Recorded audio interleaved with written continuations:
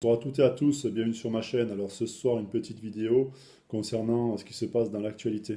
Alors je veux parler de l'actualité hors chaîne que l'on connaît, qui donc le soir à 20 heures sont censés nous informer de ce qui se passe en France. Alors évidemment, il faut quand même savoir que la chaîne, donc la une est la chaîne du gouvernement, la 2 et les autres chaînes évidemment sont quand même un petit peu muselées.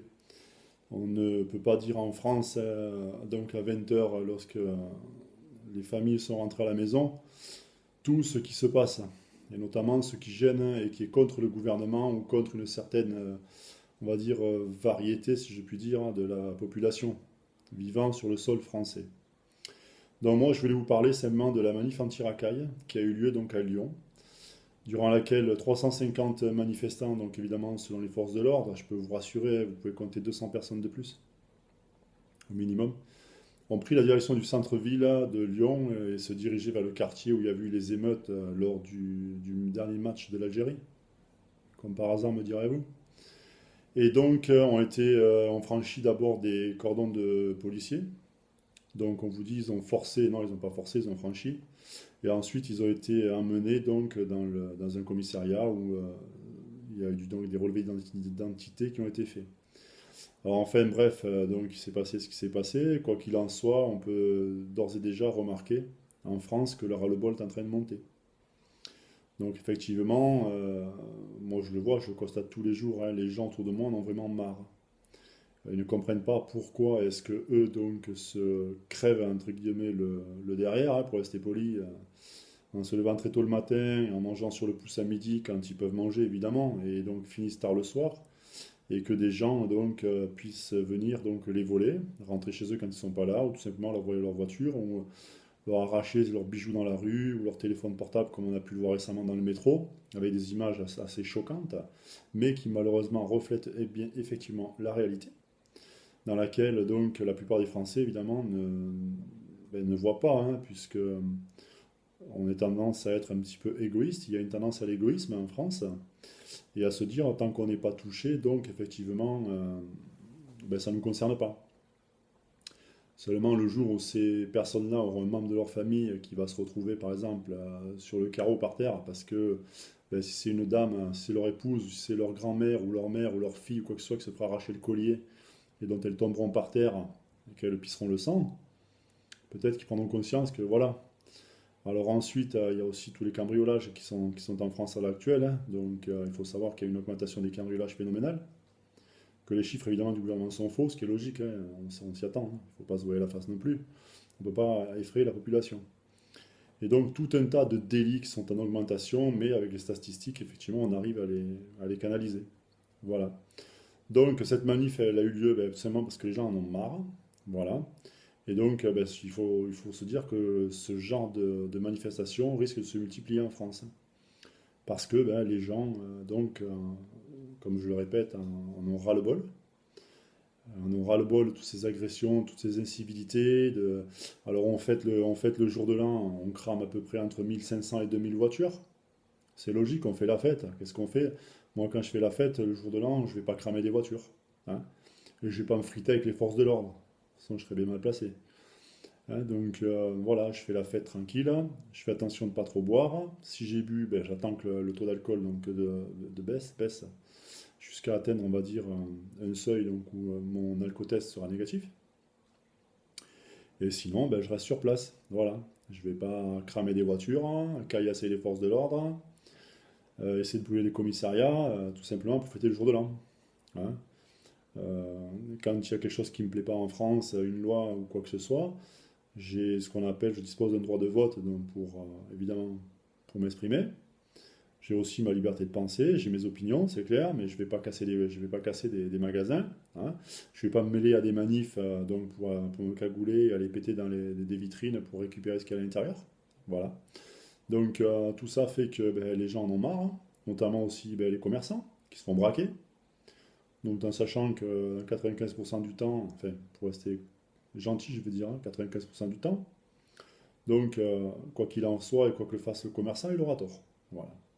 Donc on l'a vu récemment à Nice, on l'a vu à Paris, le gars rentre, il le braque, hein, il se prend une cartouche. On a vu les collègues aussi, qui est fonctionnaire de police, qui récemment donc, ont blessé donc un gars à Paris sur un braquage. En sachant que ce dernier, lorsqu'il s'est vu pris dans le sas, a tiré un coup de feu pour éclater la vitre et une balle a ricoché et un passant qui malheureusement ne demandait rien du tout s'est pris une balle dans le mollet, en espérant évidemment qu'il n'ait pas de séquelles. Voilà, donc après, ben, ça a suivi une course-poursuite, hein, et il y a eu donc un échange de coups de feu et le gars s'est mangé du plomb. Voilà.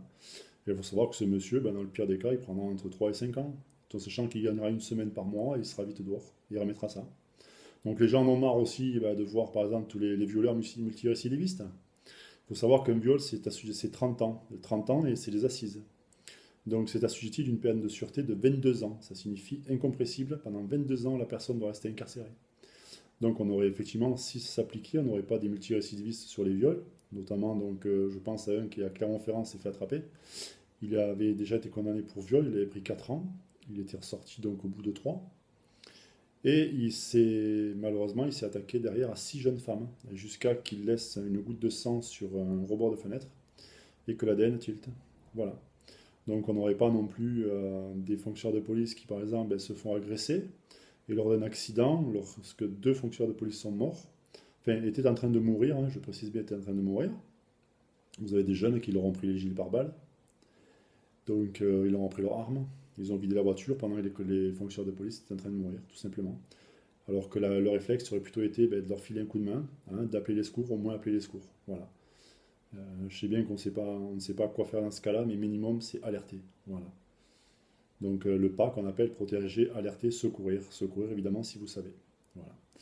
Donc effectivement, cette manif a eu beaucoup de répercussions, donc on va dire sur YouTube. On n'en a pas parlé aux 20h, et vous ne la verrez pas, hein. Ni sur la 14, ni sur la 15, ni sur la 16, ce que vous voulez, vous ne la verrez pas, hein.